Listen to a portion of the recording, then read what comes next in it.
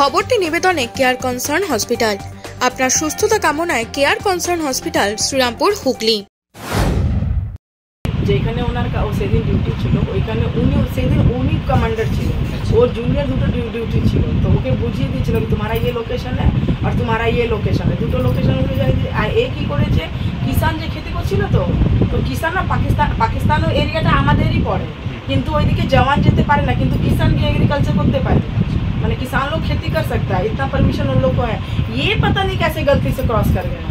तो किसान को तो पकड़ा नहीं, वहाँ का रेंजर इनको पकड़ लिया। सर लोग तो अभी तक यही बताएं।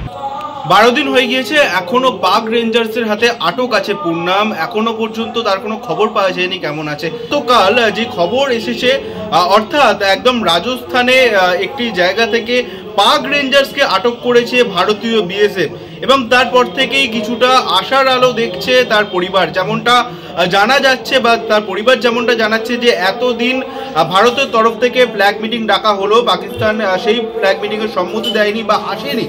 তাহলে কি এবার পাক রেঞ্জার্সকে ছাড়াতে ফ্ল্যাগ মিটিংয়ে বসবে পাকিস্তান?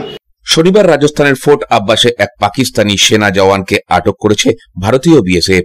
সেই সংবাদ পাওয়ার পর থেকেই আশার আলো দেখছেন রিসরার বিএসএফ জওয়ান পূর্ণম কুমারের পরিবার। 11 থেকে 12 দিন হতে চললো, আমরা কোনো খবর এখনো পাইনি।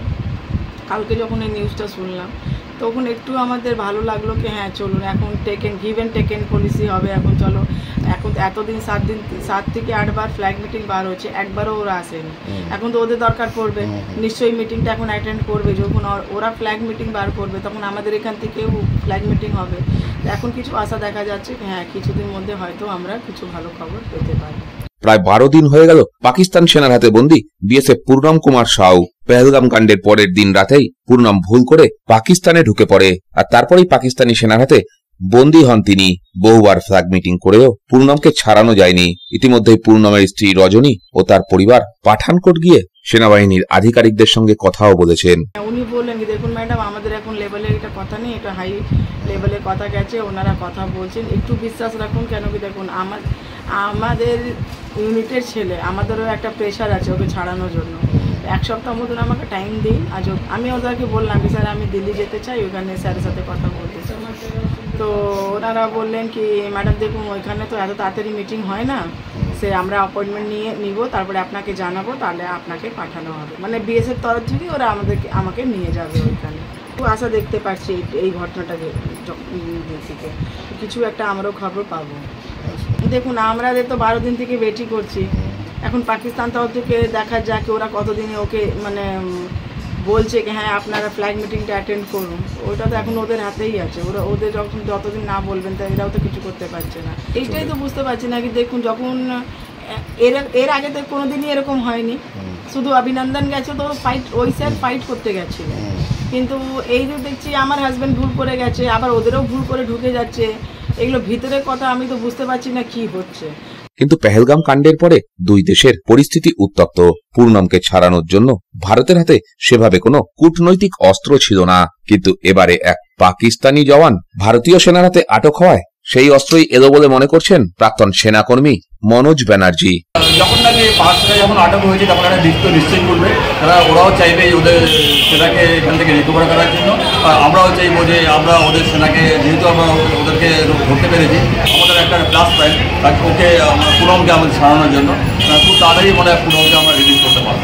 আজকাল ঘটনার সঙ্গে এটা কোনো সম্পর্ক নেই, তবে একটা দিন ঠিক ইন্ডিয়া কিন্তু লড়াইয়ের জন্য একদম প্রস্তুত।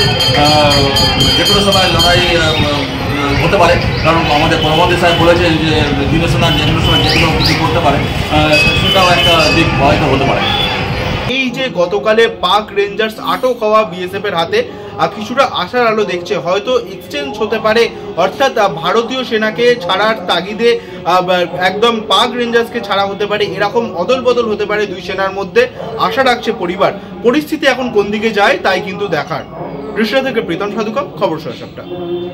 একই ছাদের নিচে স্বল্প ব্যয়ে সমস্ত রকম চিকিৎসার সুযোগ পেতে রিসরা মাতৃসদন স্বনামধন্য চিকিৎসকের তত্ত্বাবধানে 24 ঘন্টায় অন্তর্বিভাগ ও বহির্বিভাগের চিকিৎসার সুবিধা, স্বল্প ব্যয়ে X ray, ultrasonography, ECG, eco অপারেশনের সুযোগ সহ আইসিইউ ইত্যাদি সুবিধা। আপনাদের সেবায় মাতৃসদন। চিকিৎসা পরিষেবায় এক বিশ্বস্ত প্রতিষ্ঠান স্পর্শ। চাপদানি পৌরসভার উদ্যোগে বিশিষ্ট সুচিকিৎসক দ্বারা পৌরসভার সন্নিকটে স্পর্শ দিচ্ছে আইসিইউ এর পরিষেবা। আধুনিক মেশিনের সাহায্যে অত্যন্ত কম খরচে আপনি যে কোনো চিকিৎসার পরিষেবা পাবেন এই হাসপাতালে। আছে মেডিসিন, ওটি। স্পর্শ শুধুমাত্র লোক দেখানো নয়, কাজেও অত্যন্ত সুপরিচিত নাম স্পর্শ। এই হাসপাতাল আপনার বা আপনাদের জন্য তৈরি করেছে চাপদানি পৌরসভা।